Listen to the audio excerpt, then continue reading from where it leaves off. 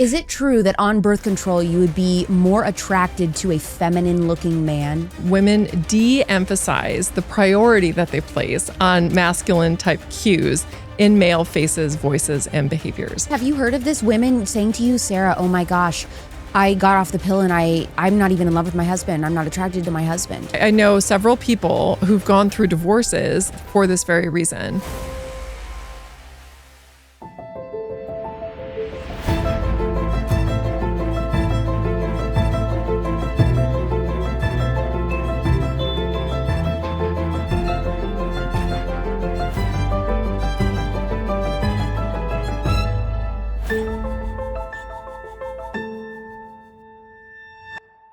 Did we raise a generation of women who can't feel fully alive because of the birth control pill? Could the pill play a role in same-sex attraction? What should men know about women the week before our period starts? Dr. Sarah Hill has spent years digging into that question, and the answers are wild. She's an award-winning researcher and the author of This Is Your Brain on Birth Control and her newest book, The Period Brain, which is all about PMS. In this episode, we talk about how hormonal birth control can change your mood, your stress response, even the kind of partner you're drawn to, and why PMS is incredibly misunderstood. This one will completely change how you think about your cycle, your hormones, and yourself. Watch this episode on the Real Alex Clark YouTube channel or Culture Apothecary on Spotify. Shout out to the new Jevity studio, by the way. Ain't she beautiful? Ain't she gorgeous? This show is free, but one of the best ways to support us so that we can stay free is by pausing right now, leaving a 5-star review. You can just say Pickle Smite. Join the Cute Conservatives Facebook group to discuss the show and meet like-minded women who agree in all of these different areas, and send this episode to your BFF, sister, or daughter. Please welcome Dr. Sarah Hill to Culture Apothecary. How different would women's lives look if the world respected the luteal phase? Oh my gosh, the world would look completely different. It would actually look like a world designed with women in mind, instead of the fact that we live in a world that was designed for men and women are trying to be shoehorned into a male-shaped silhouette. And the result is that we feel terrible about 50% of the time. Everybody is so scared of the luteal phase. I mean, men especially. Yeah. Maybe they should be. But women are also, it's like we don't like to talk about it. We're embarrassed by it. What have you kind of learned that can really begin to shift our understanding of this time of the month from a problem to more just a phase of the cycle that can really be worked with rather than fought against? Right. Well, I think that the reason that it feels so terrible to women is in part because, you know, most of our ideas about what it means to be human are based on a male ideal. I mean, men were studied first. And so most of the wisdom that we're given about like how much sleep we should get, how many calories we need, what type of exercise that we should be doing, all of it's based on a one-size-fits-all model that works for a male body. And then when women were finally included in research, they only included women during the first half of the menstrual cycle, specifically during the first couple of days of the menstrual cycle. So that way they could minimize the impact of women's fluctuating sex hormones on the outcomes. But what this means is all of the recommendations that we've been given may fit for the follicular phase of the cycle or the first half of the menstrual cycle when estrogen is the primary sex hormone, but they aren't necessarily going to fit for the second half of the menstrual cycle. They're not always going to fit the luteal phase. And the reason for this is that progesterone flips a whole bunch of switches in the body from head to toe, influencing everything ranging from our sleep needs to the meaning of sex in our relationships, to the number of calories that we need every day, to our recovery needs, to the threshold that our brain uses to decide that something is threatening or not threatening. All of those things change as we go into the season of progesterone in the luteal phase. And we're not given a guidebook for them. And so we feel terrible because we're not giving our bodies what we need. We don't understand ourselves and we're not able to communicate with our partners. And the result is it feels pretty terrible, but it doesn't need to. Based on a woman's cycle, and I know that there are exceptions, okay? So I know that there are some women that are going to be outside of this box, but for the majority of us, how many days a month do women actually want to have sex on average? What we tend to see is that it really peaks with estrogen across the cycle. And so what you find is that they've done this in lots of different ways. So one of my favorite studies, they had married women keeping diaries, and they just had them record whether or not they had sex on a given day. And what you can see is that there's dramatic convergence with many women having sex on days like 7 to 14 in the cycle. And so usually around day 7 to day 14, you see this linear increase in the number of women who are having sex. And then when you ask women in other studies where they look at the relationship between their sex hormones and the frequency of sexual activity and just their sexual desire, what you find is that estrogen is positively related to sexual desire and also the probability of having sex on a given day. And so during the time in the cycle when estrogen is rising and high, which we see in the first half of the cycle, so the first 14 days of the cycle, after progesterone starts getting released, which generally happens right around, let's just say day 15, if we're talking about a 28-day cycle, women's sexual desire really takes a marked decline. And the luteal phase, which is a phase in the cycle when sex cannot lead to conception, is associated with diminished sexual desire, sexual function, and women tend to have less sexual activity. So really, it's normal for a woman to maybe want to have sex. I mean, really want to have sex only like for a week and a half out of the entire month. Well, I mean, not that we don't beyond that, but just really wanting to, it's normal for about that long. Yeah, and here's how I would describe it, because I think that what you're getting at, and I love the way that you describe it about really want it, we call that spontaneous sexual desire. It's the kind of thing where you're just like doing the dishes and all of a sudden you're like, gosh, I just like really want to have some sex. That for women tends to happen right around days like I said, 5 or 7 to about day 14. And then after that, our sexual desire tends to be more responsive. And that is that it tends to respond more to things like a need to connect with our partners, right? It tends to be about more than just the act of sex. Right. So that's the having a deep, intentional conversation or spending time together. Women are starting to feel like their intimacy levels are being filled up so that they do want to have sex. Right. Absolutely. Yes. And so it's just a little bit of a different type of sexual desire that we see in women. And we do tend to see that, especially during what we call the fertile window, which is this period of time in the cycle when sex can lead to conception. Again, generally days 8 or 9 to day 14 is the fertile window. And this is the time when our sexual desire is the highest. We tend to have the highest amount of spontaneous sexual desire. And then especially once we go into the luteal phase, sex becomes more about connection. And it's not something where it's just like, oh my gosh, I just need to have sex. Instead, it's more of a feeling of, I need to feel close to my partner. And that sex is a mechanism by which you can do that. And so do men operate most of the time on a spontaneous sex drive? Absolutely, yes. Whoa. Yeah. So men and women men and women have totally different sexual psychology. It's just completely different. And not having an awareness of that means that you're not able to communicate about that. And I think that it causes problems within relationships. And it certainly minimizes the possibility of intimacy, because true intimacy, I think, requires being able to have a language to describe what's going on with you, and then being able to communicate that effectively with a partner. Is it true that men's hormones reset every single day and women's only every month? Yes and no. So for men's primary sex hormone, testosterone does reset every day. It has a 24-hour clock, and it peaks in the morning, which if anybody has a male partner that they spoon with in the morning, you know this, right? Their testosterone tends to be highest in the morning, and then it decreases as the day goes on. But for women, and women also have testosterone, right? It's not one of our primary sex hormones, but it is a sex hormone we have. And it has the same circadian rhythm within us. It's just that our two primary sex hormones tend to have a cyclical rhythm that goes across the month. And the reason that our sex hormones are different from those of men's, men only need to have one sex hormone because they only have one job that their bodies need to do in order to reproduce. And that is have sex. And for a female body, there are two jobs that our bodies have to do. They have to have sex, right, and attract a mate.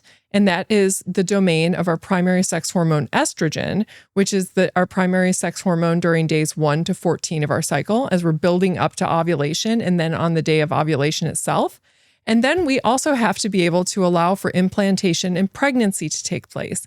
And that is the domain of our second primary sex hormone, progesterone, right? And it's orienting our body to be optimized for implantation and for pregnancy, which is why we experience these cycle-based shifts, is because our body is actually preparing for two distinct sets of activities, right? The first half of the month is about attraction and it's about sex. The second half of the month is about implantation and about pregnancy.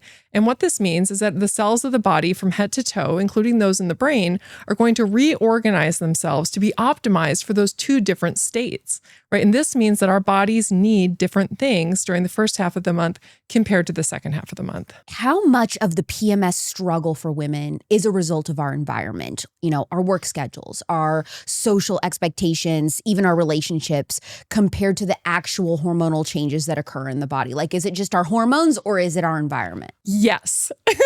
So it is both things. You know, when I try to explain like what is PMS and what is responsible for PMS, it's really three things, right? First, it's psychological and physical changes that are happening on purpose as your body is reorganizing itself from being optimized for attraction and sex to being optimized for implantation and pregnancy. And just to give an example of this, one of the things that women experience as they transition into the luteal phase is they tend to have greater emotional sensitivity. And this is because our brain actually lowers the threshold on what is considered a threat as a way to stay vigilant and to minimize the possibility of being left during a time that's incredibly vulnerable, because pregnancy, of course, is an incredibly vulnerable state for women. And so women's smoke detector that's detecting threat within their relationship becomes more sensitive in the second half of the cycle. My life has just been explained. Well, but knowing that is, I can't tell you how helpful it is to have a language to explain that to yourself. Like my brain is more vigilant right now to the possibility of threats within the relationship. Right. And this also allows you to understand that just because it's more vigilant doesn't mean that it's more likely to be correct. It's just more likely to err on the side of caution instead of erring on the side of, you know, missing a threat if there was one. And knowing this and having this language to explain to yourself what's going on and also to be able to communicate with your partner about what you really need is an absolute game changer. Because when you recognize that your brain is primed to recognize that there might be a threat to safety and security, you can ask for those things from your partner. You can ask yourself, am I feeling this way because I'm feeling unsafe or I'm feeling insecure? And if the answer to one of those is yes, then you can communicate with your partner about the thing you actually need, which is reassurance about safety and security, instead of fighting about who emptied the dishwasher last, which is usually what these fights tend to look like, right? And so it actually allows you to get what you want, right? Another example of some of the intentional changes that happen is the fact that our gut motility slows down because our body is grabbing onto a greater number of nutrients during the second half of the cycle as it's preparing for pregnancy.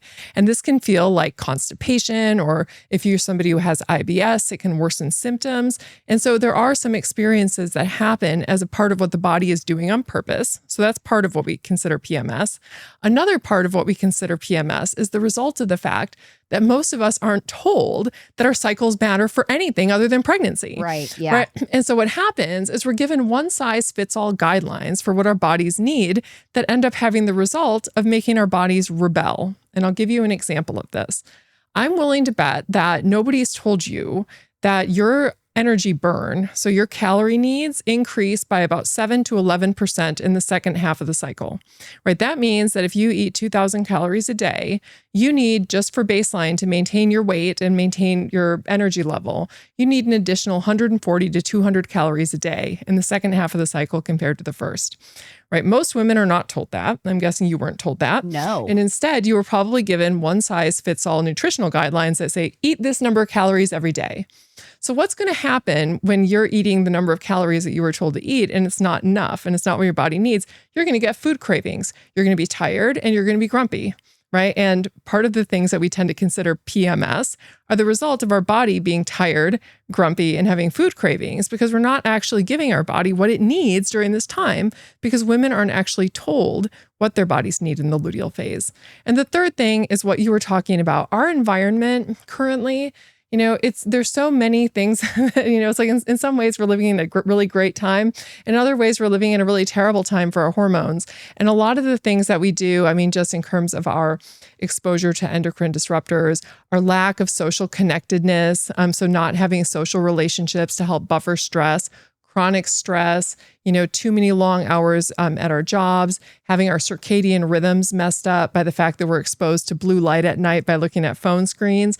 All of these things have the effect of eroding our resilience to hormonal changes. And essentially, this has the effect of making those wild changes in hormones that we get in the second half of the menstrual cycle, because the hormone changes that happen during the luteal phase are much greater than the ones that happen in the follicular phase or the first half of the cycle. Progesterone levels in the second half of the menstrual cycle peak at levels that are 10 times greater than peak levels of estrogen in the first half of the cycle. So it's just really big changes in hormone. And so many factors of our environment erode at our cellular plasticity, which allows the cells in our body, including our brain cells, to be able to quickly adapt to these hormonal changes. And so when we when we have exposures, the way that we all do, to chronic stress and not getting enough sleep and everything else, this also makes us more sensitive to hormonal changes, which makes these shifts a little bit less pleasant. I have said often that the 9 to 5 is one of the worst things to happen for women. And immediately people are like, you're saying women should work. And I'm like, no, I'm not. I obviously work. Yeah. But what I'm saying is this like grueling, bang it out schedule, high stress all the time, no breaks type of workplace environment is not conducive to women's hormones in our cycle. And then some of the women get mad and they're like, well, that's ridiculous and sexist and belittling. And, our period shouldn't matter, our ability to do a job. And I'm like, you're also misunderstanding what I'm saying. Do you know what I'm trying to get at? And can you speak to that? Right. I think that what you're trying to say is that the world was designed with men in mind. And that for a man, right, that having the type of work schedules that are demanded on us now, where you're working 1 million hours a week in a fluorescent lit office and you're not taking time for social connections, or if you have a family, you don't have time to be able to do those things, that might be a suboptimal setup for women compared to men. And I would agree with that. Before people throw tomatoes, let me just say that, we've never thought to question the way that things are designed, but things really in the world, a lot of things are designed for men. It's like medicine is designed for men. It was like based on research that was conducted almost exclusively by men. And the idea that there's anything wrong with female and the female way of being and like what might be optimal for us, the idea that there's something wrong with that, to me is just like the result of almost like embodied patriarchy, where it's like we just have this assumption that if it's male, it's better. Okay, listen, last Christmas, my aunt made healthy peppermint bark. It was kale chips dusted with stevia. I said, enough is enough. This year, I am doing the holidays my way with Taylor Duke's Wellness Candy Cane Protein. It tastes like Christmas morning without the sugar crash or emotional damage. You can make little protein balls, hand those out. So great. Pepperminty, creamy, actually made from real ingredients. No dairy, no junk, no weird stuff that turns your smoothie into drywall. Animal-based bone broth protein powder. I think organic grass-fed bone broth protein is at the top of the protein powder pyramid. Not only is animal-based protein powder just superior, but because it's from bone broth, it also includes collagen, right? So each scoop's got 20 grams of protein from grass-fed bone broth. It's good for your hair, your skin, your nails. It basically is everything holding you together during the family season this holiday. So froth it into your coffee, pretend you're Mrs. Claus at Pilates. It's festive, it's protein-packed, and it's only here for a limited time this holiday season. When it's gone, like my patience for carolers. Go to TaylorDukesWellness.com, use code Alex Clark. That's TaylorDukesWellness.com, code Alex Clark. I did a thing. I converted everyone in my life to Zebra toothpaste tablets. And I mean everyone. My mom, my brother, my neighbor's weird cat, they're all on board. And it's not just because I'm persuasive. I am. It's because this stuff actually works. It's clean, hydroxyapatite and fluoride free, no messy jars. Just chew a tablet, brush, and boom. Foamy freshness that's fun. Kids actually ask to brush their teeth, which is wild. And then there's the floss. Zebra floss is made of silk, peppermint oil, and xylitol. None of the sketchy microplastics or PFAS that other natural floss has. So you can floss without feeling like you're eating the plastic from your grandma's couch. If you haven't switched to Zebra yet, you're living in the dark ages of oral care. Do yourself a favor, clean teeth, happy gums, and your kids won't hate you. Use code Alex at yayzebra.com for 10% off. Yayzebra.com, code Alex for 10% off. The So this is what I think is interesting for my audience that leans primarily conservative, because you're not a conservative, but we agree on a lot of different things. Right. What the feminist movement tried to do for women in a lot of ways, they were trying to liberate women's health and women's rights.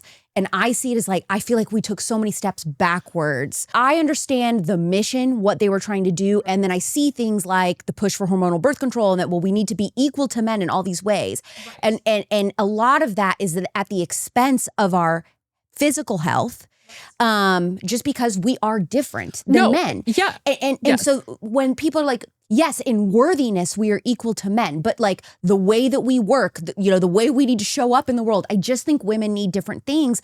But some of the feminist movement, it feels like to me, still gets caught up in that. Like, well, you can't say that. That's anti-woman. And I'm like, no, I'm so pro-woman and I'm so pro-women's women's health. Right. That's why I'm like sounding the alarms on this.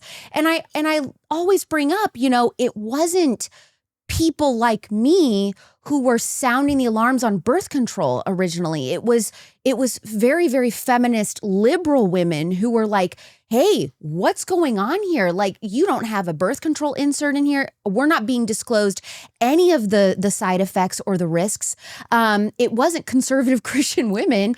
So I'm just like, I don't know. It just seems like everything got topsy-turvy to me. No, I completely agree with you. I couldn't agree with you more. And honestly, I think that we were all fed this idea that the greatest and like most feminist thing that we can do in the world is deny our biological differences from men, and that this was somehow going to be the great liberator of all women. And the fact is, it's had the exact opposite effect.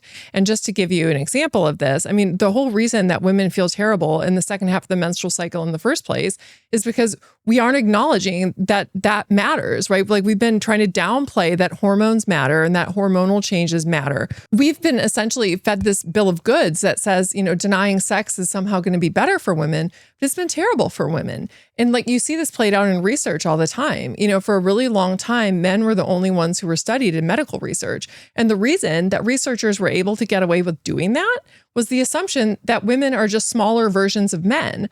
But then what happens is you have something like, for example, the drug Ambien, and what happened with that, and what happened with it? It was made legal. It was legalized by the FDA. I think it was in 1992 or 1993.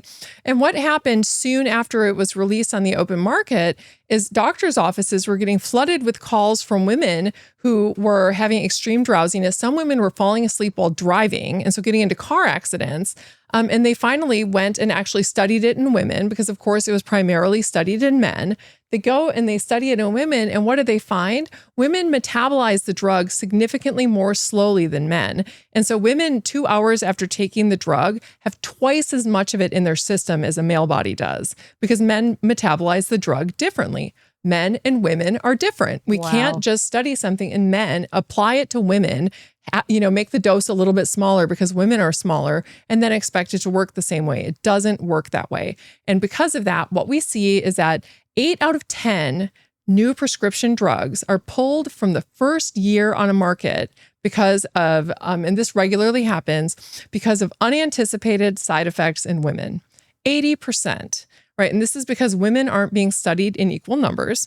They're not being studied as women, meaning that studying women when their hormones are cycling. Instead, they tend to focus their research only on women in the first half of the menstrual cycle when hormone levels are relatively low.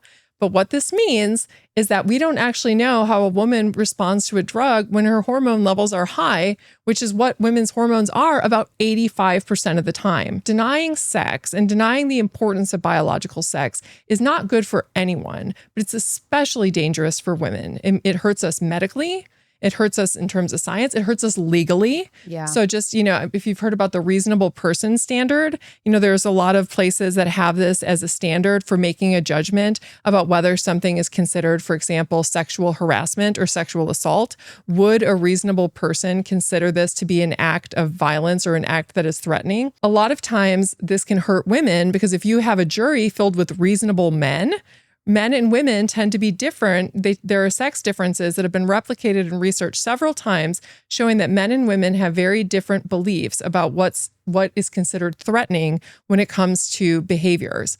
right? With women seeing a significantly greater number of behaviors as potentially threatening, like your ex-boyfriend driving past your apartment repeatedly at night. Most women see that as threatening. Men don't necessarily see that as threatening.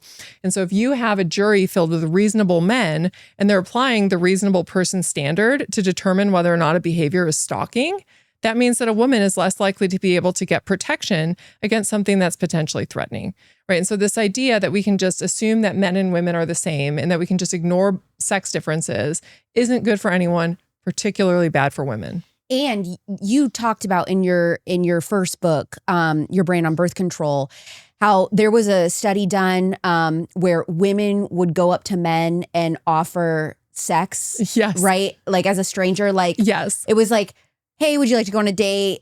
Hey, would you like to go to my apartment tonight? Hey, do you want to go to bed? Yes. And the men overwhelmingly accepted the bed, the bed question. They're like, sure, yeah, I just met you. Let's go. That's great. And then the women overwhelmingly said yes to the date proposition because he was like, hey, I've been like following you or watching you and I just think you're so cute. I'd love to go out or whatever. And so the women said yes to that and all of them said no to the sex. Right. Yes. We have sex differentiated psychology. I mean, it's like men have inherited a brain that historically, would have been rewarded with gene transmission opportunities by having opportunistic or engaging in opportunistic sexual behavior. Women's brains are not wired that way because over the course of evolutionary time, women who are just like, sure, let's get into bed, they could end up with a 9-month pregnancy that they have to manage, plus time spent lactating and having no investing partner in order to provide provisioning and protection. So here's what I don't get, Sarah. And you know more about this than me.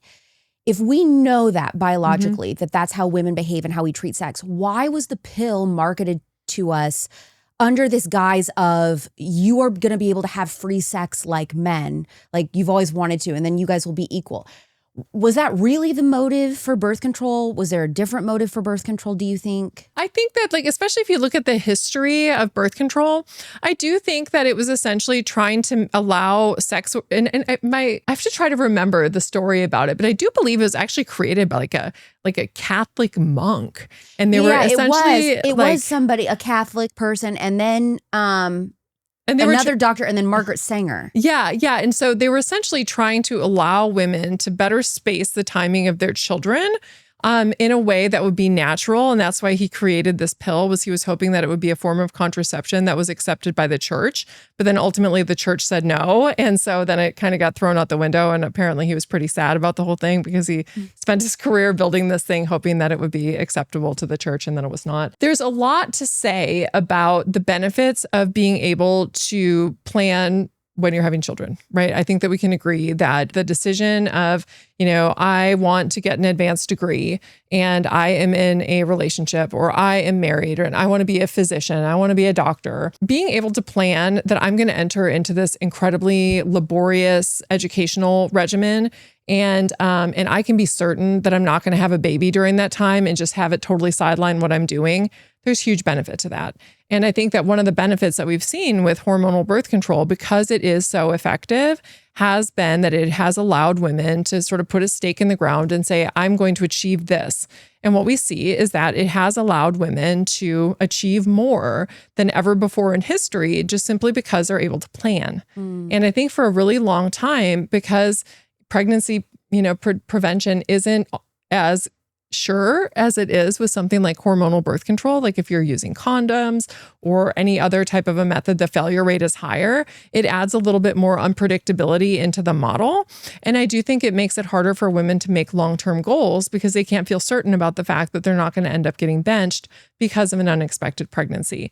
And so I think that, there's tremendous benefits that have been afforded women from this, but it just hasn't come without a cost. And I think that that's the story that most of us have landed when it came to hormonal birth control. And certainly at the time I wrote, This Is Your Brain on Birth Control, because at that point, nobody was asking questions about hormonal birth control. At the time I had the book come out, nobody was questioning the wisdom of birth control. It was seen as very taboo. And I got a lot of pushback about raising, the issues that are related to changing your hormones, but it really is a big deal. And the degree to which it's a big deal is minimized. And it's minimized because we give it out to girls, even when they're just first entering into puberty and just first getting their periods, to do everything from, reduce their menstrual cramps and get rid of acne, without realizing how serious it is to be shutting down a girl's brain ovarian axis, shutting down her own hormone production, and then just, giving her this daily dose of these synthetics that don't even perfectly match what her body produces, and in totally different levels and totally different pulses. And so her brain and ovaries are never learning to communicate with one another, right? She's having the effect of having her hormones shut down. And what this does is it changes people. Yeah. Because our hormones are part of what our brain uses to create the experience of being who we are. And to give this to people for these minor effects without even questioning the wisdom of it, what were we thinking? Right. You spent years studying women's brains and hormones. What are some of the most surprising findings from your research when it comes to PMS and the way hormonal shifts affect mood, energy, and behavior? I know you talked about a little bit with that, but any like juicy things? Well, yeah. I do think that it is really interesting. One of the things, and this is also something I touch on in the birth control book, This Is Your Brain on Birth Control. Hormones play a really important role in terms of attraction and regulating sexual activity. And what this means is that, like, as we talked about, you get changes in sexual desire that occur across the cycle, with women tending to have higher desire and having more frequent sexual activity in the first half of the cycle compared to the second half. But also it influences who we're attracted to and like even what attracts us to our current mates. Is it true that on birth control, you would be more attracted to a feminine looking man? I wouldn't quite frame it that way. The way I would frame it is that the research does seem to show that women de-emphasize the priority that they place on masculine type cues in male faces, voices, and behaviors. So just meaning this, that when women are at a point, especially in their cycle, when estrogen is high, this is related to women having a real eye for cues related to testosterone. So women are like, they notice these cues more. So they've done studies of sensory acuity. Women can pick up the scent of testosterone more readily when estrogen is high in the cycle compared to outside of that. They tend to have a heightened preference for masculinity in male faces during this time. And they also have a preference for what I call behavioral masculinity, which is behaviors like social dominance, right? Things that are sort of assertive types of behaviors that are related to testosterone levels. And so we see that estrogen across the cycle predicts these things.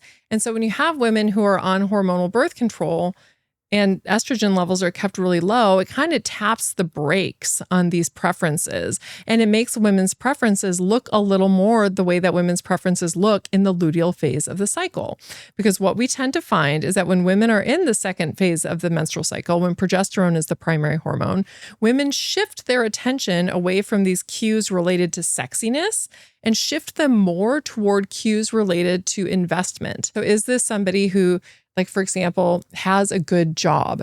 Is this somebody who's going to be a good dad, right? We tend to prioritize these other types of cues that women also value in their partners. It's just sort of nudging women to place the priority on one set of cues versus another set of cues. For a naturally cycling woman, so a woman who has a cycle, right? So a non-hormonal birth control taking woman, you see the waxing and waning of attraction within relationships. So you'll see that women tend to be most drawn toward these testosterone sort of sexiness cues in the first half of the cycle. Then they tend to be more drawn toward these, sort of protection, provisioning, good partnership kinds of qualities in the second half of the cycle. And it's just a nudge, because it's like not, those of us, especially, if you're like married or you have a long-term partner, it's not like you decide you want to change your partners every 14 days, but instead it's like the things that you appreciate about your partner tend to shift a little bit as your attention gets nudged one way or the other. Now, when women are on hormonal birth control, they never experience that big boost in estrogen that's related to the preference of sexiness cues. And so what the research finds, and it doesn't find this reliably, so this is one of these things where there's a lot of debate in the literature about this. Although there's no definitive answer on this, there's a lot of research evidence that suggests when women are on hormonal birth control, that this does decrease the emphasis that they place on these cues related to facial masculinity and tends to lead them to be more likely to be emphasizing these other kinds of qualities. There's been studies done, for example, looking at women's ideal male face, and they've had women use computer software to sort of drag a mouse back and forth to make a face more masculinized or more feminized. And they found that when women first did this task, they made a more masculinized face. And then after they started hormonal birth control and were on it for 3 months, they had them come back into the lab. And those women made a more feminized male face, whereas the control group of women who made a similar face to what they made the first time, which was this slightly less masculinized male face as their ideal male face. See, here's my scientific evidence for why this is absolutely true. When I was in high school and I was on birth control, Michael Cera was my celebrity crush. And that really tells you everything you need to know. I think the guy from Juno. Yeah, I know. So seriously. Well, it's so funny because I have had so many women tell me this story. And so we actually did a study with Natural Cycles, the cycle tracking app. And we sent a survey to their users asking them about whether they chose their partners when they were on hormonal birth control or off of it. Ooh. And these were all women who were naturally cycling now. So all of them are cycling at this point, but about half of them chose their partners when they were on the pill, and the other half did not. The other half chose their partners while they were naturally cycling. And what we found was that the women who chose their partners when they were naturally cycling logged more sexual behavior across the course of several cycles. They're more attracted. Because they're more attracted to their partners.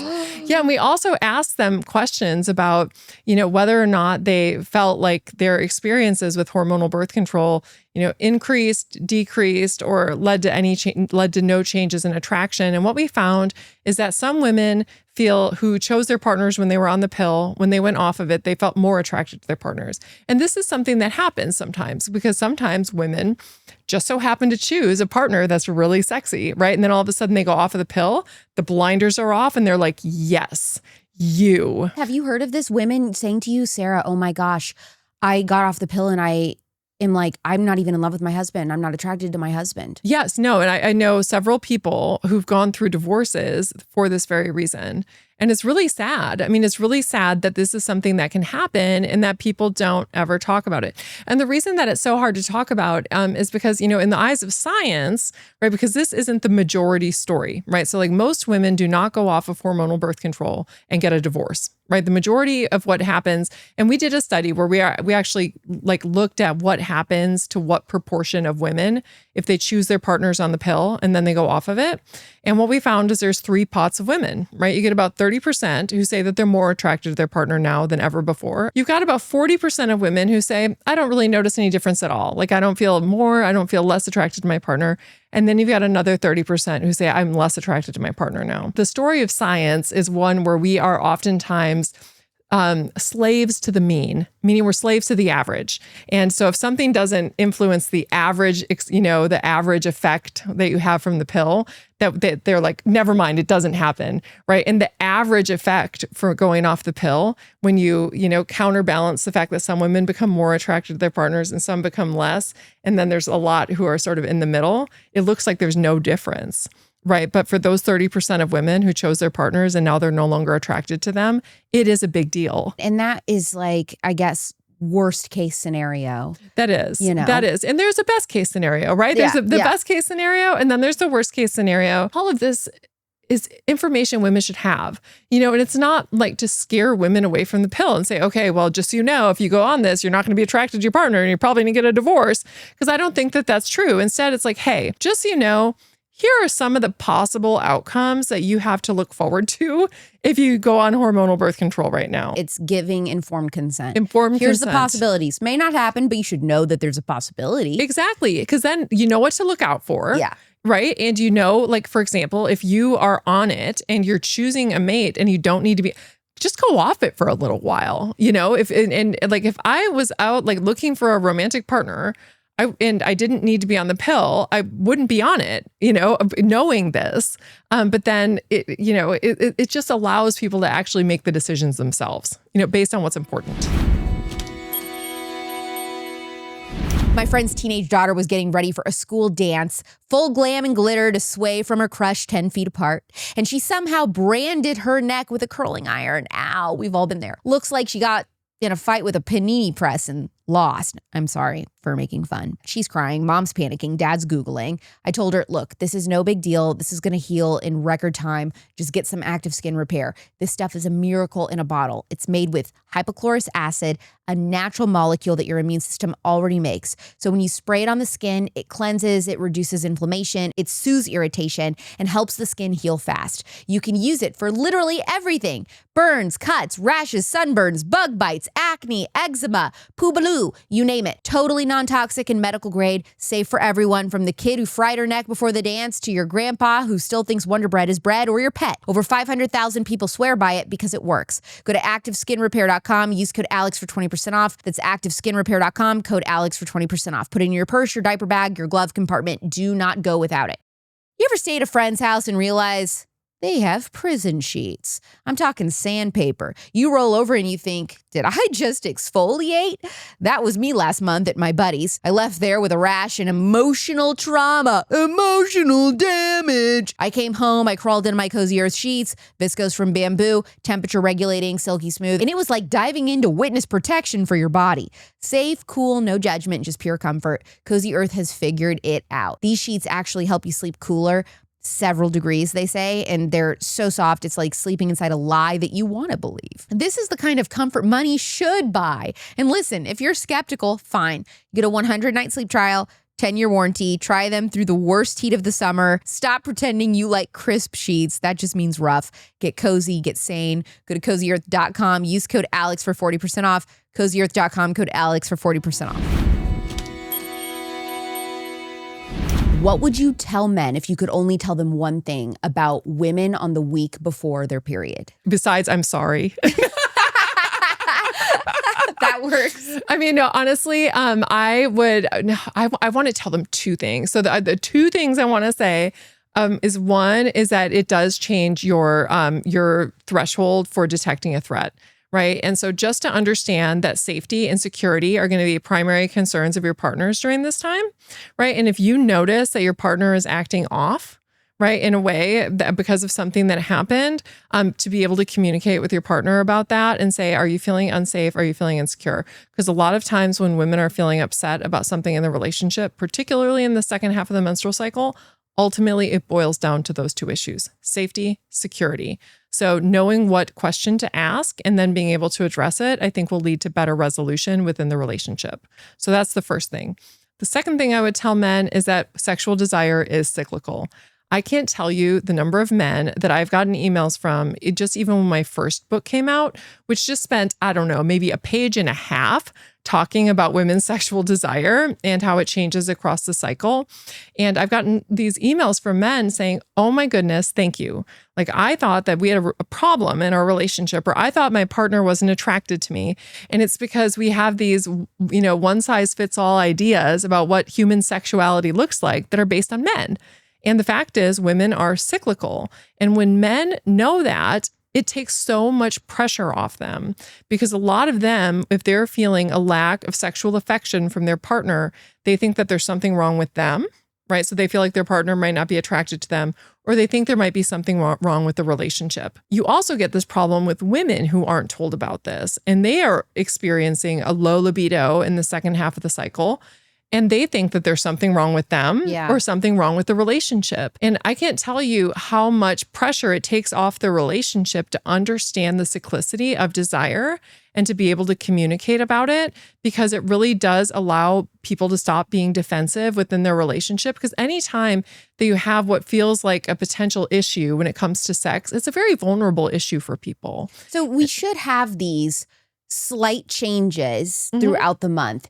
But what we shouldn't have is extremes. So if you've got a woman in her luteal phase, the week or so before her period, and she is like off the rails, like having meltdowns and just out of control during this time, how can those women regain a sense of clarity and just some self-compassion? So two things. So one is, if you're a woman or you're a man, you have a female partner, and during the last week or so of the cycle, like you're just losing your mind, or she's losing her mind, I would consider the possibility that this is PMDD, which is an actual clinical diagnosis. And this is where you get mood changes and irritability that not only feel unpleasant, but they actually end up kind of ruining your life, right? And a lot of times this can be associated with suicidal ideation. Like a lot of women who have PMDD like report that they, think about self-harm. And if this describes you, you should go and there's these really wonderful resources at the International Association for Menstrual Disorders. They have like charts you can download for free that'll allow you to chart your symptoms, because anytime that you're try to get a diagnosis for PMDD, they're going to ask you for 2 months worth of charting data. So if you think that you have an issue with this, go download that now and start tracking right now, and then make the doctor's appointment. Because if you go in with a chart, it's going to speed up the diagnosis, and then that's going to increase your ability to be able to find a solution. And there's lots of solutions, both pharmacological and not pharmacological, if you're looking to stay away from those things.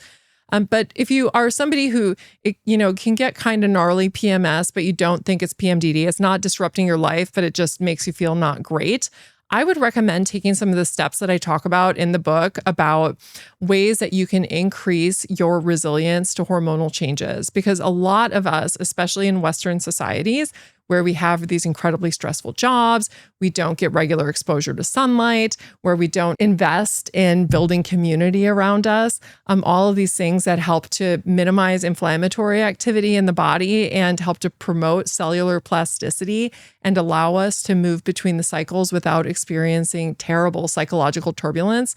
There's a lot of things that you can do to improve these types of symptoms. And, a lot of them are kind of obvious, right? It's like processed foods, like probably not a great idea. That's going to increase inflammatory activity in the body. And anything that you do that increases inflammation is going to erode cellular plasticity and make the changes that you experience across the cycle a lot more noticeable and not in a pleasant way.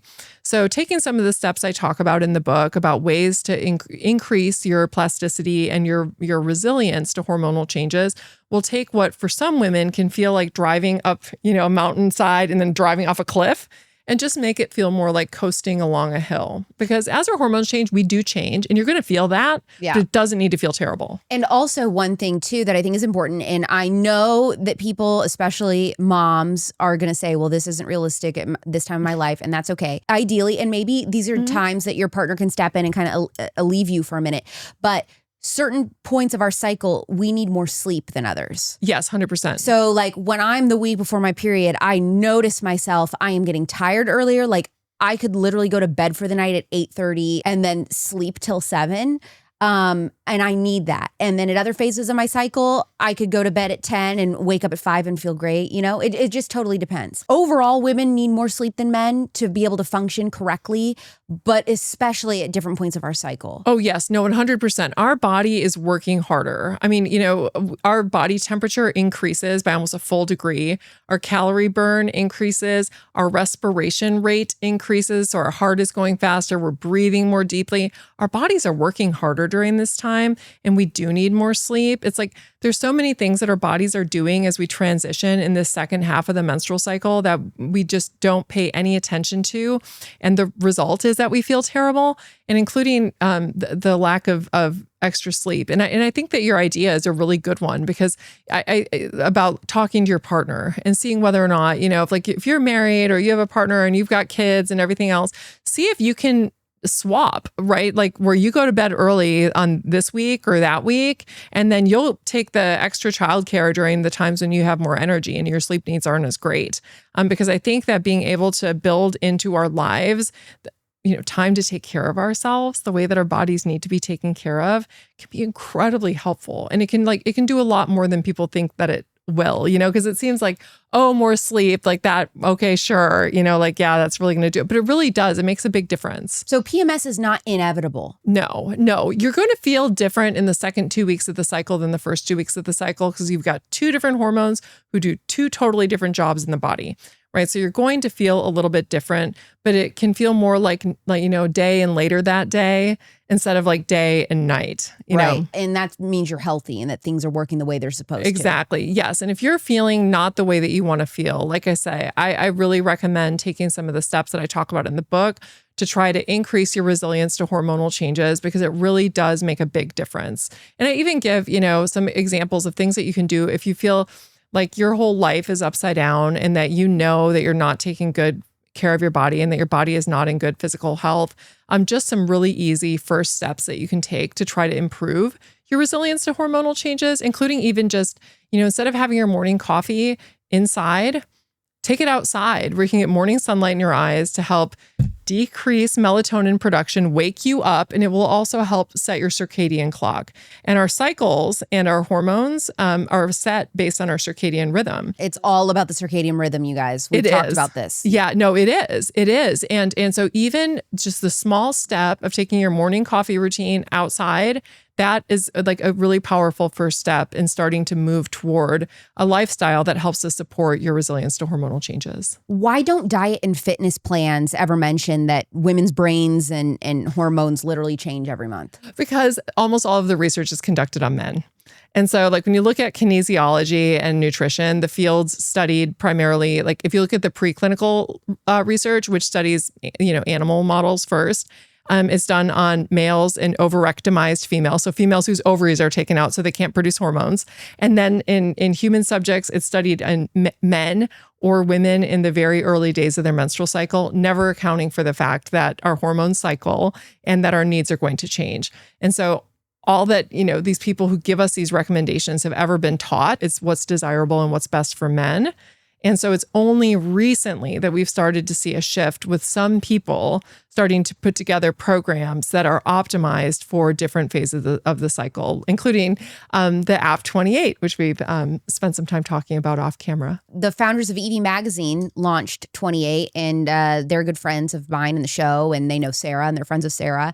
And that's an app I always recommend, just because I think you guys did such a great job going into more of these things that other places are not talking about. What workouts are best right now? What should your grocery list look like this time of your cycle? What meals could you make? Some recipe ideas for this week of your cycle.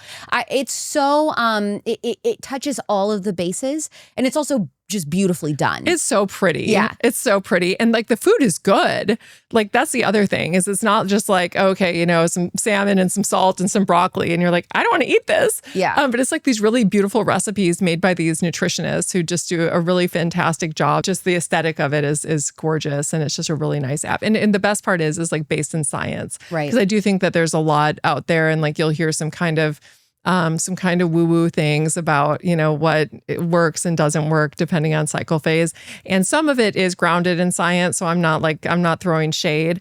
But there is some stuff that's out there that is a little bit not so weird. Yeah, not so sciencey. Is data showing right now that more women are getting off the pill, that they're getting on the pill, or has it pretty much stayed the same? It's really interesting because the pill use has decreased a little bit. Like, so we generally see that it's decreased, but more women are using the hormonal IUD than ever before. And so this is something that ultimately acts very similarly to the hormonal birth control, but women aren't told about that. What is the lie that women are told about the IUD? Oh my gosh, here's the lie. It acts locally. All right. So doctors will say, oh, don't worry about the hormonal IUD. Those hormones act locally.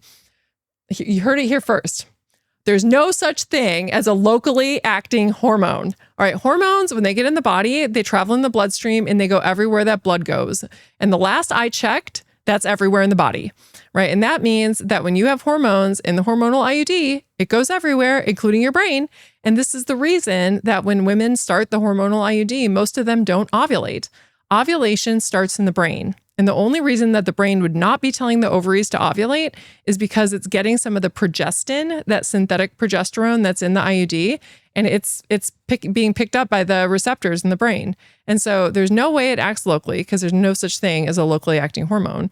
And we can see evidence of that by the fact that most of the women aren't ovulating when they're first on it. This is crazy. It is crazy. Now, the thing that makes the IUD kind of a complicated case is that I said most women don't ovulate when they're on it, when they're first have the IUD put in, but some women do. So some women, even though the hormones are being released, and we know that there's systemic, because there's no way to have a non-systemic hormone. It's just impossible. It just violates the law of hormones.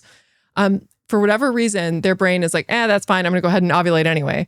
And those women probably actually feel pretty good when they're on the hormonal IUD, because when you're cycling and producing sex hormones, most women feel pretty good. Yeah. And so, so for those women who continue to ovulate while on the hormonal IUD, they have one set of side effects, which is going to be relatively minimal. But then you have for women who are not ovulating, which is the majority of them, especially when they first have it in, you tend to have a lot of side effects because they're not ovulating. They're not producing sex hormones. What sort of side effects? All of the things I talk about, and this is your brain on birth control. You can get changes in partner attraction. You can get changes in sexual desire. You can get changes in who you're attracted to. There's also been studies showing clitoral shrinkage on the hormonal IUD because it doesn't have estrogen in it. It only has synthetic progesterone, progestin.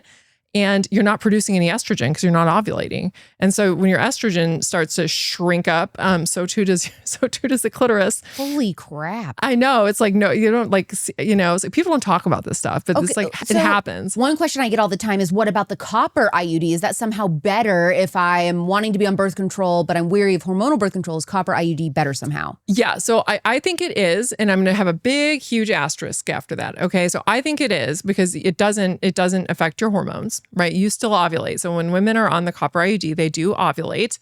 It does cause an inflammatory event in the uterus cervix area.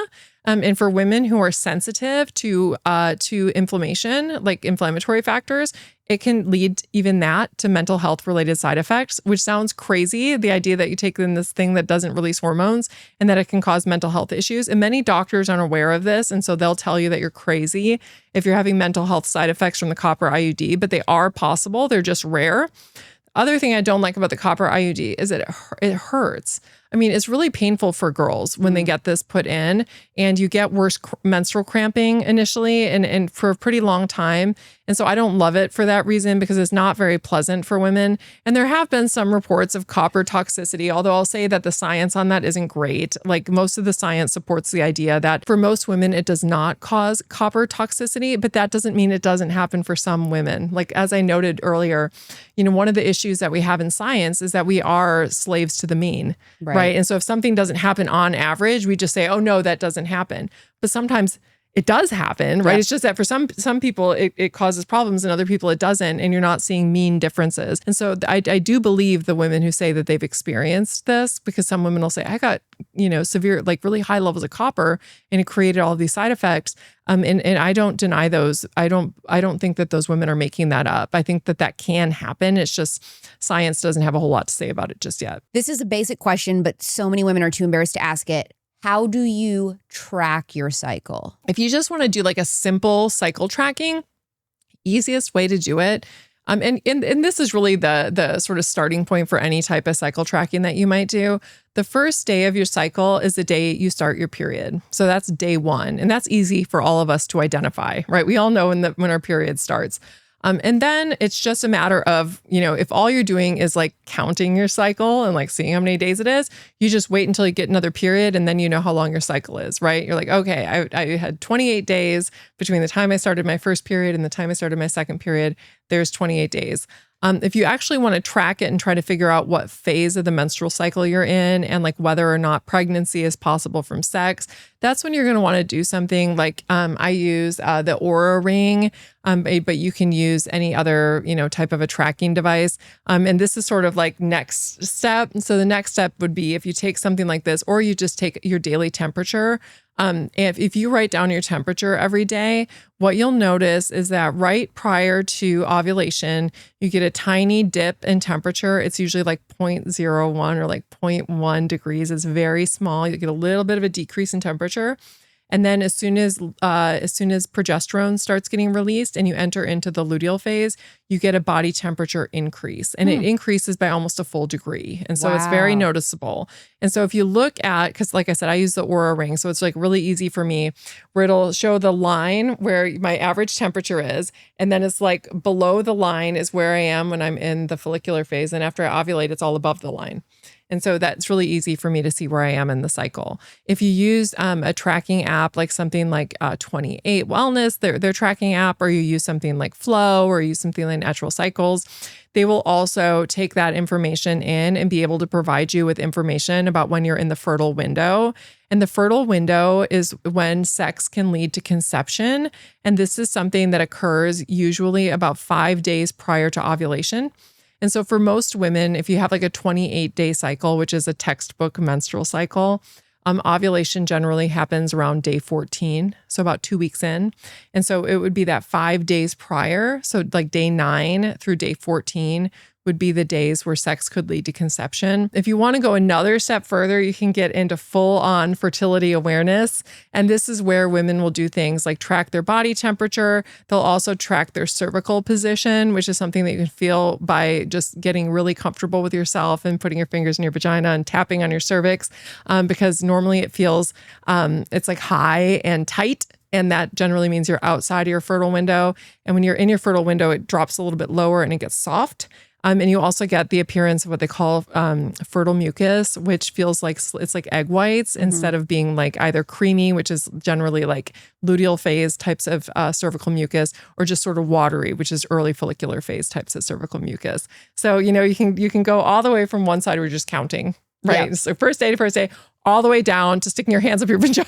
Yeah, you pick. And anything in between. And so, everybody's got their preferred way of doing things. And it depends on what your goals are. And like, are you trying to avoid getting pregnant? I mean, obviously for those women, you need to do things that are going to be more intensive than just counting days on the calendar.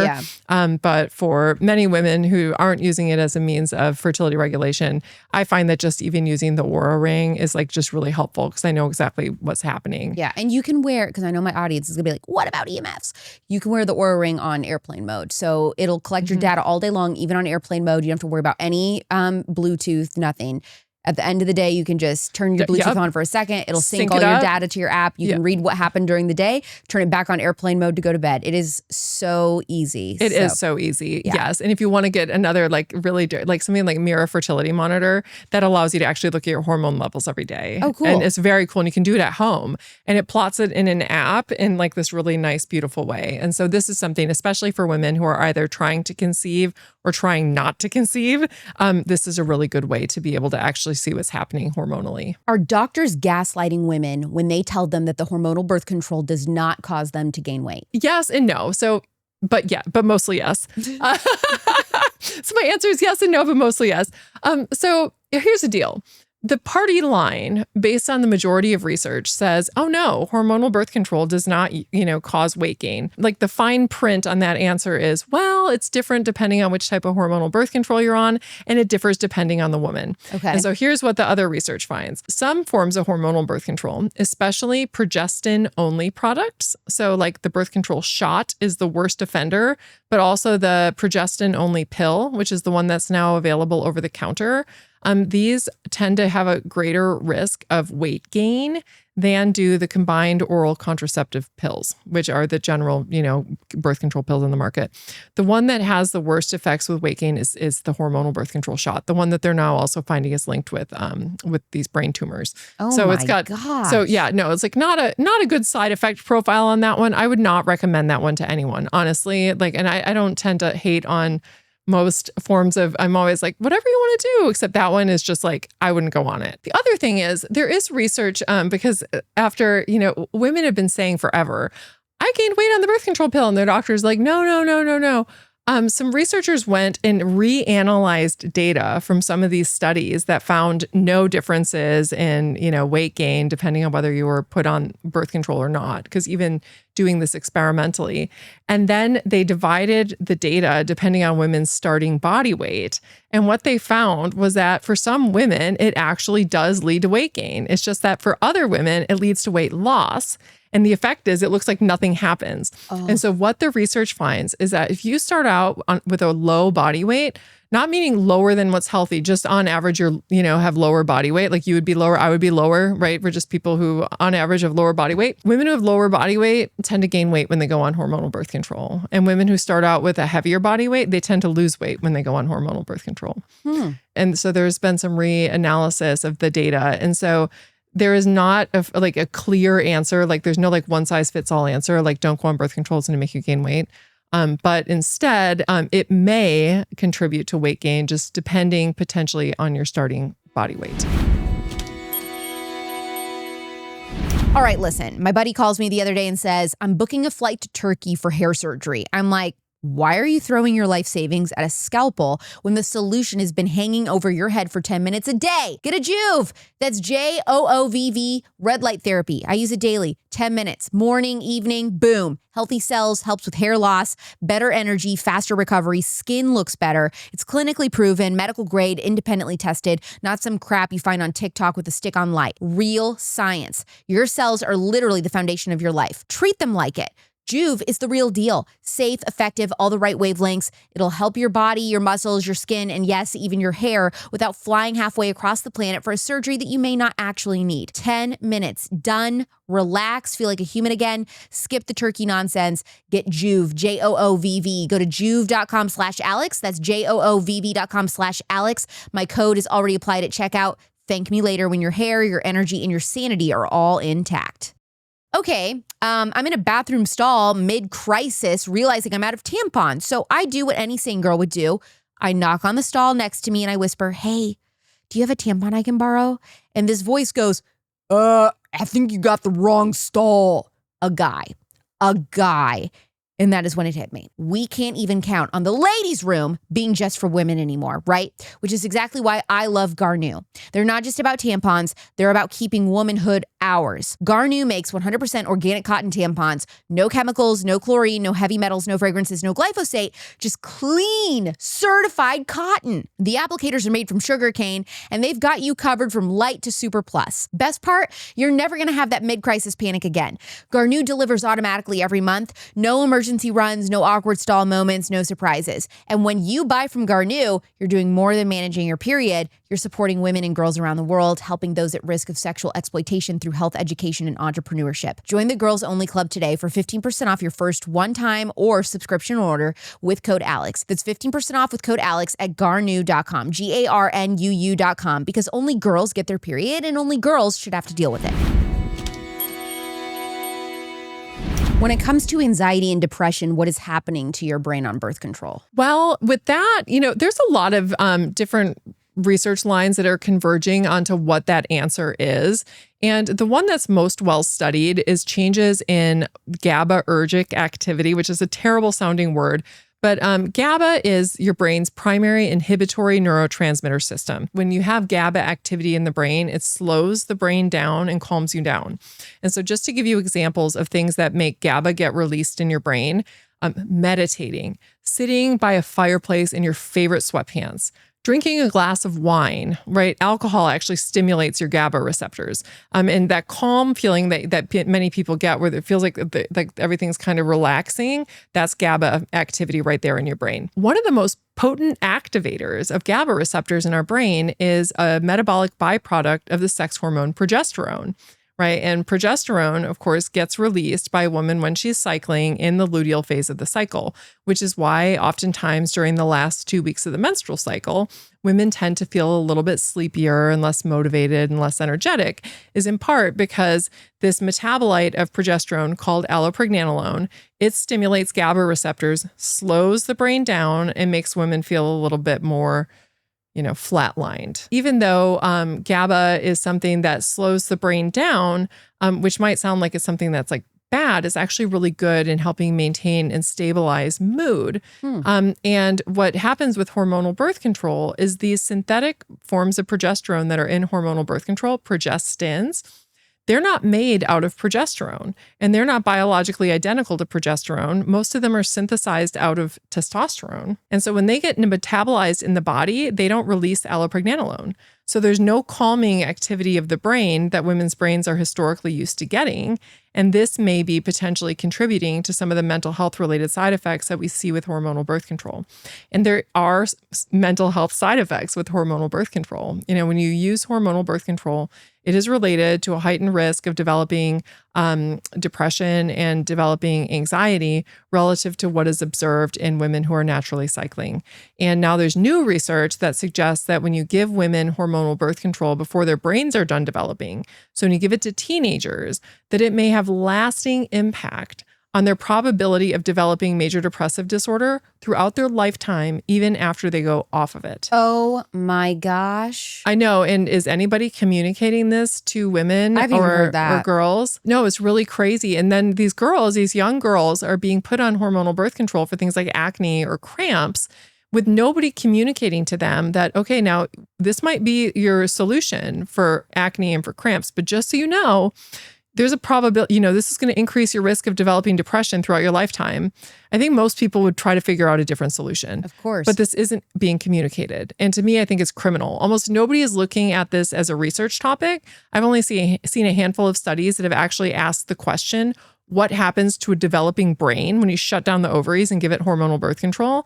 But the studies that have been done are all pointing in the same direction. And it suggests that it may have a lasting negative impact on mental health. Tell us a story of the strippers who were ovulating versus those that weren't. This is like why you go into science, folks. Like, it's like to be able to talk about things like this and not have people give you a dirty look and instead like ask for the citation. So this was a study and it was so clever, where researchers were just really interested in learning more about the role of hormones, women's sex hormones, on mate attraction. And they were really particularly interested in whether estrogen, when it's rising across the cycle, specifically because it's related to the time in the cycle when sex can lead to conception, like might men find women particularly desirable during this time, right? Because given that sex can lead to conception, if it were true that men just so happen to find those women like near high fertility most attractive, they would have passed down a lot more of their genes than men who couldn't, tell the difference between a woman who's at high fertility compared to low. So the way that they decided to study this was to follow a bunch of strippers in a strip club to see how much money they were earning, depending on where they were in the cycle and whether or not they were using hormonal birth control or not. And what their prediction was that for women who are naturally cycling, again, women who cycle between estrogen, that attraction and sex hormone, and then progesterone, the pregnancy and implantation hormone, that women would earn more money and be sexier to their male clients right when estrogen is peaking across the cycle, right when sex can lead to conception. And then they predicted that for women who are using hormonal birth control, right, who don't ovulate, right, and have the same daily hormonal message, which is one of relatively low levels of estrogen and a higher level of progestin, that synthetic progesterone, that they would have lower and more stable tip earnings across the month. And that's exactly what they found. Oh my gosh. What they found, they followed the women for 2 cycles and they had them track how many hours they worked and they had them track how much tip money they made. And then they looked at, they normalized the data to a 28-day cycle. They mapped how much they made depending on whether they were cycling or whether they were on hormonal birth control. What they found was that for the naturally cycling women, they earned significantly higher tip earnings when fertility is high in the cycle. So when estrogen is high, generally around days 9 to 14 of the cycle is when they were earning the most money. And then it would start to decrease a little bit. And that for women who are using hormonal birth control, it was lower and flatter across the cycle. That is wild. It is wild. And it suggests that men are picking up on this. And again, not in a way where a man is like, wow, I bet she's ovulating. Like, I bet she's fertile. They don't even know they're doing that. No, they don't. They're just like something wow. In the chemistry in the air. Yeah, but they're just like, wow, like she is really sexy. And it's just something about her, right, that makes them want to open their heart and their wallet, right, to this girl. When we raised a generation of women on the birth control pill, did we raise a generation of women who don't feel fully alive? That's a really interesting question. And I think that for at least some women, I think that that's very true. I mean, just my own experiences. And I would never have answered this question this way when I was on it, by the way, because this is one of these things. I was on it for over a decade. And when I was on it, if you asked me this question, I'd be like, I feel great. Yeah. Like, you kidding me? Like, I feel amazing. Like, you don't know what you're talking about. That's dumb. You don't know until you're off. No. And then you're off of it. And then it was about 3 months later. And I was just like, what was I missing? Like, oh my gosh. Like, I just felt so much more alive. Everything had so much more dimension and amplitude. It was like, I felt things more deeply. I felt sexually alive again in a way that I hadn't. I thought I'd outgrown, I thought, oh, I've outgrown all of that. I was like 30, it's like, you don't outgrow that at 30. I just felt more alive. Like my emotions felt deeper. Things felt more meaningful. I felt more excitement. This is the craziest thing. And I've heard it from other women now too. But like, I started going to the gym again and I was like downloading new music for the first time in like 10 years. I was like downloading, I was just like, I couldn't get enough of like sensation, it was like new songs and I was trying new foods and I was going to the gym. I mean, it was just like this total, opening of my eyes that I never would have experienced, if I hadn't have gone off of it. And I didn't know I was missing it when I was on it because you don't notice it when it's changing you. I just think that over time you just get used to this like sort of, it's just kind of stagnant. Yeah, well, it's almost like erosion, like with sand. Where you have a rock. And then water is like wearing against it and it turns into sand. And the rock doesn't notice. It's just like, 10 years later, it's sand. Yeah. And I kind of feel like that was me. And then all of a sudden, I went off of it and over, like I said, it took about 3 months after being off of it. And I was just like, I felt so different. You were like, hi, nice to meet me. Yeah, I know. Like, this is great. Well, what was really funny was that it was like, it was not even nice to meet you. It's like, so great to see you again. Oh, because I remembered that person from who I used to be. And I thought that I had outgrown her. Is there any scientific evidence whatsoever that being on the pill could change your sexual orientation? So that's interesting. So there's no research on that. Okay. So there's zero. But I have gotten emails from women who have had this happen. And I'm not going to say that because obviously we don't know for sure that the birth control pill caused that. Right. But, so here's what we know and here's what I've heard. Okay. What we know is that sex hormones play a role in sexual orientation. They just do. Right. Another thing that we know is that sexual orientation lives on a normal distribution, meaning that you can have people who are super heterosexual and then you have people who are super non-heterosexual and you've got kind of everything in between. All right. And everybody, has a place that they fall. Okay. And you can have people who, because of a hormonal change, who are kind of on the edge of being bisexual or not, who can get nudged and pushed in one direction or the other. And those are the experiences that I've heard from people saying, like, I thought I was bisexual and then I went off the birth control pill and now I only like men. Or I've also heard the opposite. I thought I was bisexual and then I went off the birth control pill and now I only like women. I've also heard I thought I only liked women and now so I've heard all of it. Okay. I've heard every different pairing that you could possibly have where they went on or off of it and it nudged them either into or away from bisexuality. It never has been something where it was like, I was an obligatory heterosexual. And that just means that you're only attracted to members of the other sex, right? Yeah, and this is like most people. So like, you don't all of a sudden then take the birth control pill and end up being an obligatory lesbian, right? What tends to happen is people whose sexuality tends to fall a little bit toward the middle of the continuum anyway. And then it kind of nudges them because hormones don't have sledgehammer effects. They have nudging effects. So they kind of nudge you this way or nudge you that way. And I have heard from people who, according to them, have had the experience of having their sexuality nudged in one way or the other. And I even have one of my former graduate students, and this one wasn't so much about her sexual orientation, but instead it was like, and it wasn't even necessarily her gender identity, but she said like whenever she's on the birth control pill, she feels more androgynous and she always cuts her hair. And so we always would know when she was on or off of the pill because she would go on it and off of it depending on what the relationships that she was in, because she would cut her hair short and start wearing pants all the time. And when she is not, when she's cycling, she grows her hair longer and tends to wear a combination of like dresses and pants. Do I believe that it's possible? 100% I believe it's possible. And do I believe that these people's experiences are real? Yes, I do. And so I do think that it's something that can happen. Do I think it usually happens? No. I just think that it's these special cases where you have people who just happen to fall at a pivot point in their sexual orientation or gender identity where they just get nudged one way or the other. What happens to men's hormones when they're single versus married and becoming dads? This is like so cool. I love this research. And so what it finds, and I love this research because like culturally, there's this narrative that men should always have their foot on the gas of the testosterone pedal or else they're just like not manly enough, and that's why you see like testosterone clinics on every corner. And that's just not true. So the male body is actually made to press and then let the gas off the pedal of testosterone depending on the wisdom of exerting what we call mating effort. right? So mating effort is just anything that you're doing in the service of attracting mates, including looking at mates and being sexually open to the idea of alternative mates and everything else. And we know that testosterone is related to, sexual drive. We know it's related to a greater probability of having a greater number of sexual partners and so on and so forth. And what we find is that when men get in long-term relationships, they take their foot off the gas pedal of testosterone a little bit. So testosterone levels fall down a little bit when men get into long-term relationships.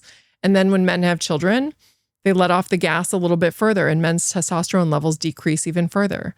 Once the children start to leave the home, and all of this is statistically controlling for age because men's testosterone does decrease over time. Okay. And that's just one of those things that is unavoidable. All right. So controlling for the fact that testosterone is going to be decreasing over time anyway.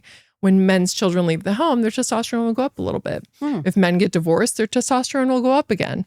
And essentially, it's just rising and falling based on the wisdom of investing effort in mating effort compared to either relationship maintenance or childcare effort, because you can't spend a calorie twice, right? We only have so many hours in the day, and time that you spend doing one thing, like reading Goodnight Moon to a child, right, or giving them a bath, is time that you can't spend on other things, like going out and attracting partners, right? And so we always have to make trade-offs, and testosterone is one of the things that helps men's brains make these types of motivational trade-offs. Yeah, so what you're saying is bar wench or old lady whispering hush?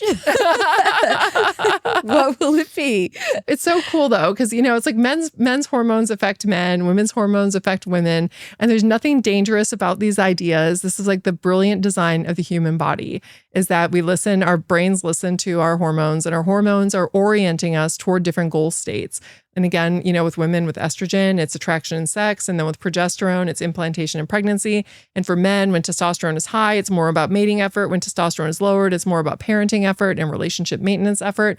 And all of this is part of how the mechanics of the brain work, and it's a really beautiful thing. And so, I think that sometimes hormones get a bad rap, or the idea that we're hormonal gets a bad rap, but it's like actually really smart. Like, I'm happily hormonal, and men are happily, men should be happily hormonal too, because they're just as hormonal as we are. They just have different hormones. What do you hope the conversation around women's cycles looks like in the future, and women's hormones, and how women can start advocating for ourselves when it comes to our hormonal health?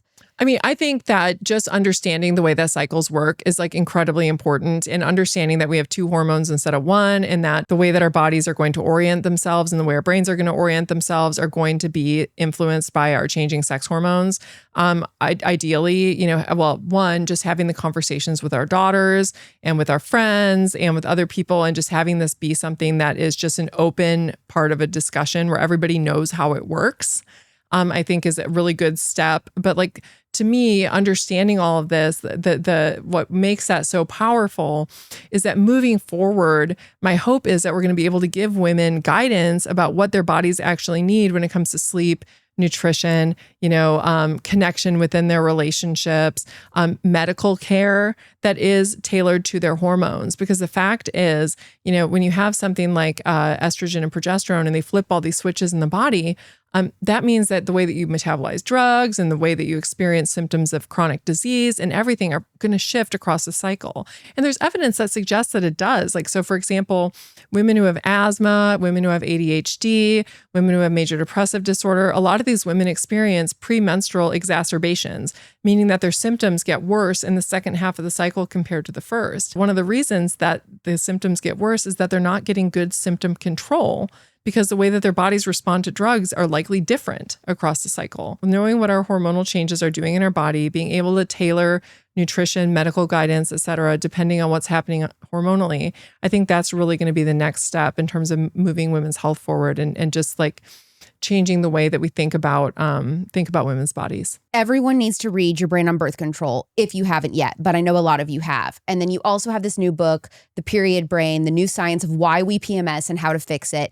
Obviously, ladies, we have to read this, but you should also have your husband, especially if he is into health and science nonfiction. You should have your husband read this or your boyfriend read this, because it is so eye-opening. So can you tell us a little bit about this book and where to get it. Yeah, you can get this book anywhere that books are sold. You can order it on Amazon. You can get it at your favorite indie bookstore or order it from your favorite indie bookstore if you don't want to make the drive. So you can find it anywhere books are sold. You can also find it, I have it on my website, and it's linked to buy links there. And my website is sarahehill.com, and that's Sarah with an H. I'll tell you this. The men who have read this book, like their minds are blown and they feel like they've got the keys to the kingdom, because honestly, it really gives you a new insight into women, and not in a way that's like predatory, right? Like, oh, well, now you can exploit women because you wonder. But instead, most men that I know anyway, are like really love the women in their lives, and they want to be able to support them.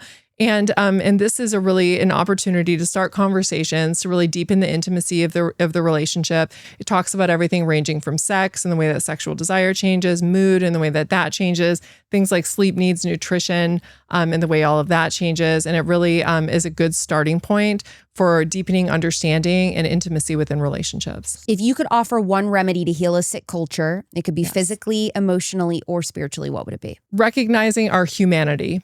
You know, each one of us is a flawed human being, but we all share this really core human nature, right? And that we can oftentimes recognize in other people. Like if we see somebody do something and we don't understand why they did it, instead of erring on the side of assuming that they're a terrible person because they did something that you don't agree with, just recognizing that most people are actually pretty good, and having a little bit of grace, and just recognizing that all of us are human. I actually teach a class in evolutionary psychology where I teach people about human nature. And part of that is recognizing that human beings are capable of some of the most beautiful acts of altruism that you could imagine, but then also can be capable of doing really terrible things, and recognizing that within human nature, there is all of these different types of motivational states, and being able to recognize that and just recognize humanness. So beautiful. I have been wanting to have you on for years. This was so worth the wait. Thank you. Love your books. You have changed lives of women forever. I have so many, stories from my audience of I even posted myself like prepping for this interview, reading your books, and they were like, oh my gosh, this book changed my life. So I know that they are hype about you, and for good reason. And so we're just really grateful to have you. And thank you for all of your tireless work and late nights, I'm sure, writing and getting these books out there. Thank you so much for having me. I've been so excited to come and talk to you. And I love hearing from women. There have been so many women who've had the experience of never having anybody validate the things that they were experiencing when they were on hormonal birth control, and even as their hormones change with as we go through the period brain. And I love being part of what's allowing women to feel seen and heard. So thank you. Thank you. Thanks, Sarah, for coming on Culture Apothecary. Thank you. I have been wanting to interview Dr. Hill for years, so this has been a very long time coming for me. Her book absolutely changed my life. I mean, that was one of the first books that I read, Your Brain on Birth Control, when I first started kind of going down the rabbit holes on food and pharma and birth control. That was just one of the first things that really radicalized me. So big thanks to her. She's really taught me a ton, and I love that we were able to have this conversation, and we do not agree politically, but we agree on this. Please leave a 5-star review and tell everyone why they've got to be listening to Culture Apothecary. This is the #1 health and wellness podcast from a conservative perspective. We're on a mission to heal a sick culture physically, emotionally, and spiritually twice a week on Mondays and Thursdays, 6 p.m. Pacific, 9 p.m. Eastern. My name is Alex Clark, and this is Culture Apothecary.